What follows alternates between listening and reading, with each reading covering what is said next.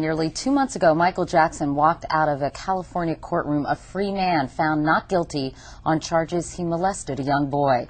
But now 2 of the jurors in the case say they made a big mistake. Ray Holtman and Ellie Cook sat down for an exclusive interview with MSNBC's Rita Cosby. The other jurors who are going to be watching this are going to be angry at you. Are you ready for the onslaught? Yeah, I'm ready. They can be as angry as they want to. They ought to be ashamed. They're the ones that let a pedophile go. I see you. And I think this is a woman who feels guilty, who's at home at night. You're probably crying about what you did. Sure. I sure do. But God has forgiven me, and now I'm going to have to forgive myself. And I will. If the boy is watching right now, what would you want to say to him?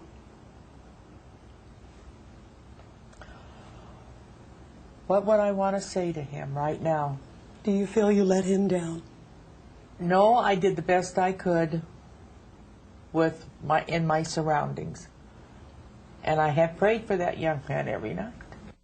This interview marks the debut of Rita's new show on MSNBC, Rita Cosby Live and Direct. Rita, good morning. Good morning to see you. Thank you. So let's be clear here. Both of these jurors believe that they made a mistake, that Michael Jackson was in fact guilty of molesting this young man who accused him of this. No bones about it. In fact, I said, do you believe he was a serial molester? And they said yes. And it is stunning, some of the things that they say happened in the jury room, some of the things that were said, some of the things that were done, I think will shock people. We all saw, Katie, this sort of unanimous verdict. And many people were so impressed. You know, they saw this jury come out. That's seemed true. very collegial.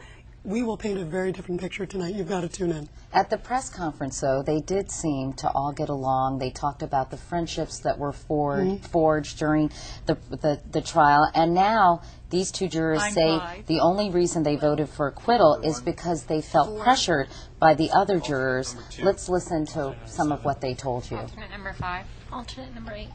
Alternate number 4. Alternate number 6. How angry are you at the way you were treated by other jurors? The thing that really got me the most was the fact that people just wouldn't take those blinders off long enough to really look at all the evidence that was there. So what happened that day when the verdict came down? How bad was the air? The air reeked of hatred, and people were angry, and I had never been in an atmosphere like that before. Why were they so cowed then by the rest of the jurors? I mean, they have a responsibility to speak up, to talk with the judge, to disagree with the jurors, and why didn't they? And we as Americans also say, look, when we put you on a jury, we expect you to do certain things. But I'll tell you, after meeting these 2 individuals, they gave me a line. They said, you have to walk in our shoes. And I think when you hear tonight, when you tune in, 9 p.m. Eastern Time on MSNBC, got to put that plug in there. Yeah, when you and Chris Matthews. Yeah, the 2 of us, you know, we've got to promote this. But I also believe when you tune in tonight, when you see these people, I think you're going to have a very different picture. You're going to understand sort of what they went through. We're going to walk you through what was said, what was done, what they experienced. Remember, they will spend 5 months on the jury. Then they're behind closed doors 7 days. You know, 7 days may not seem like a lot of time, but to them it felt like 7 years. What made it so toxic, the atmosphere, the environment? And she was talking about that a bit. I think, you know, here she is. She's 79 years old. And I think she said, this is not the way I want to leave my life. I don't want to, you know, she said her heart was palpitating. She was freaked out. She's a great grandmother. And this is a woman, you know, if you look at her eyes, you see a lot of sincerity. You could tell this was gut-wrenching for her. This was not an easy decision. But remember, she was the one who said she didn't like the way the accuser's mother pointed at the juror. And she had that famous phrase, don't snap your fingers at me, lady. Remember that one as well? Right. In fact, she just canned the T-shirt, and she's giving the proceeds to feed the children. And she said, look, I don't take back what I said. She said, I absolutely do not like this mother. I was turned off by the mother. I think the boy lied in some cases, but do I think he was molested? The answer is yes, and she goes much further. I think some of the things she says are stunning, and when you look in their eyes tonight, I think you're going to see a very different picture. And Ray Holtman, actually, after the trial, he did seem quite ambivalent. He did. He was one of the few jurors, remember, who came yes. out. And even after the verdict came down, he made that sort of famous statement saying, I think he may have done this before. And you'll see tonight, he says, I don't take that back. And in fact, I go further. And they also will explain to you why they're speaking out now. The timing is not, you know, they're doing a book. They're doing a movie, but so are a lot of the other jurors. I know, and they say but does that's it- not what's driving them. But is there something distasteful about that they may be cashing in on their You know what? experience? And you'll see I hammered them about that. I asked them, I said, is it about the money? Is it about cash? And they said, no, there's something much deeper. You'll have to find out what it is. Have you talked to the prosecution about this? They are watching this interview intensely because this is the first time we've even run a clip of it. Everyone's been talking about this interview for days. Little sort of dribs and drabs have come out.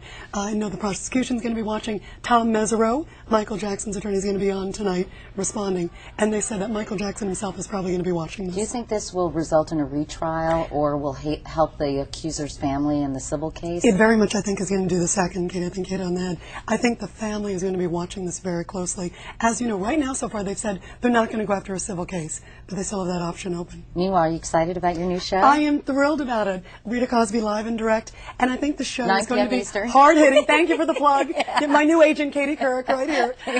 We're so thrilled. And it's going to be fast action, big get interviews, exciting, and I think you're going to see interviews, you're going to see stories, angles you will not see anywhere else, and I think it's going to be exciting, and we're thrilled to be a part of the NBC family. Well, welcome to our family. Thank and you good very luck much. with the show. And this interview looks really interesting. So thanks for coming in this Thank morning, you Rita. very much. And to see more of the interview, you can tune into the new show, Rita Cosby Live and Direct, which debuts tonight at 9 p.m. Eastern. Do we say that enough times? Not enough. On Not enough. MSNBC, 9 p.m. Eastern.